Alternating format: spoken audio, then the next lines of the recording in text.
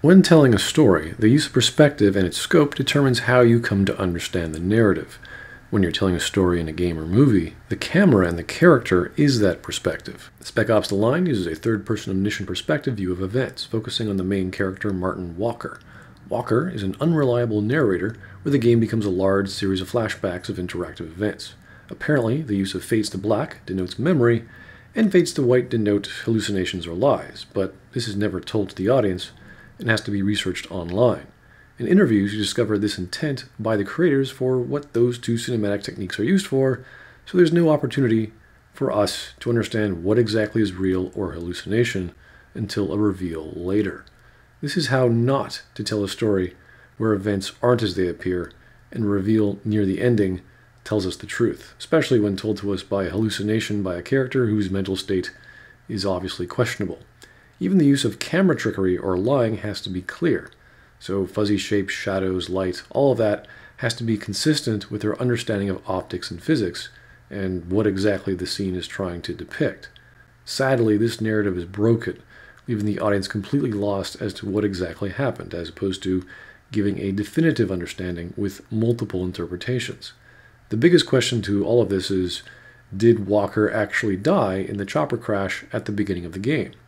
If so, then how did events after that progress, and how are we playing the flashbacks of a dead man post-chopper crash? Another example that makes no sense that also gets revealed near the end as a hallucination is the choice on who to shoot, a soldier or civilian, who are hung up on ropes and all the while surrounded by snipers.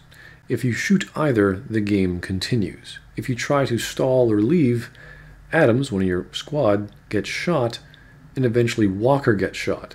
The climax reveal shows there are no people shooting at you, and Lugo, your other partner, and Adams are talking to themselves as to what's wrong with Walker. That conversation is never heard when you play out that scene, which showcases Walker as an unreliable narrator, or at least a selective one. Our perspective is the same, but now there's more information. So how do events continue if the game technically ends with you dying, and the snipers don't actually exist to kill you? And if the snipers are in fact real, what are they doing just sitting around watching you stare at two hung up corpses, but decide to walk away after you shoot one of them? Which then brings up the question of how all the multiple endings are even possible. This is also considered a hallucination. However, this strange hallucination memory flashback is a consistent storytelling technique. There are obviously events that are confusing and have multiple forms of interpretation. The premise of the story was to have an interactive version of events and how some of these could relate to someone's memory of those events. It does make you think, and the narrative is utterly broken, and that may in fact be the point. I'm not sure. This is all one giant allegory of pain and suffering, and a light criticism on the power fantasies found in military shooter games. Mass Effect 3 also uses a third-person omniscient perspective. This is because we get to see multiple other scenes outside of Shepard's view, like a giant spaceship battle or any other camera shots without the protagonist, as well as showcasing their dreams. Both games take lots of liberties with this, as the gaming medium allows the use of free-roaming cinematic cameras, and there are cuts to show scenes from perspectives outside of the protagonist. What Mass Effect 3 does have is an objective view. That is, if they're not showing us the dreams of Shepard, it's showing us the empirical physical world. For the audience to believe that some parts are a dream or hallucination, that has to be done repeatedly. There has to be a technique in the start, and that continues throughout.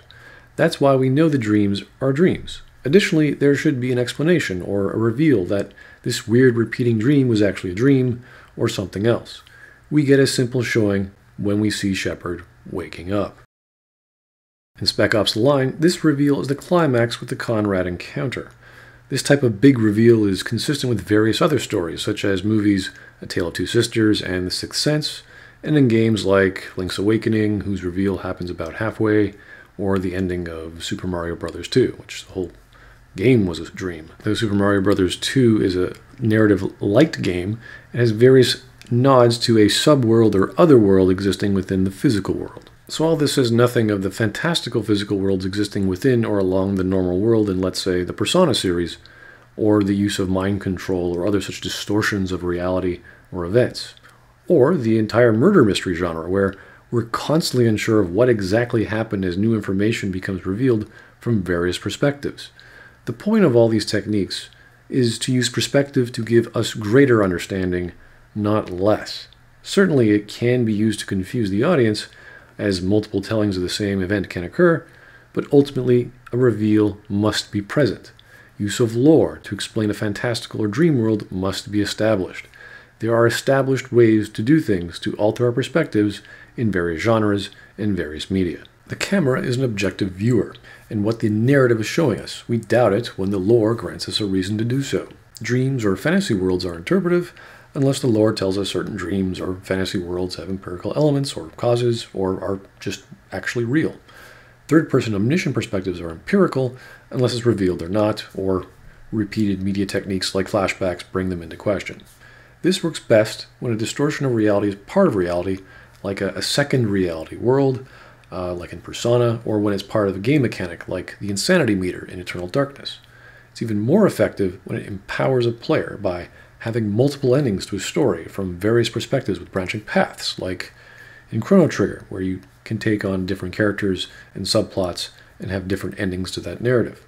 Remember, if the technique isn't repetitive, if the lore isn't established, or if the story is lying to you, things become unclear, and we're left with questioning what we're seeing and hearing, as opposed to questioning and imagining the depths of motives, feelings, and philosophies of our characters.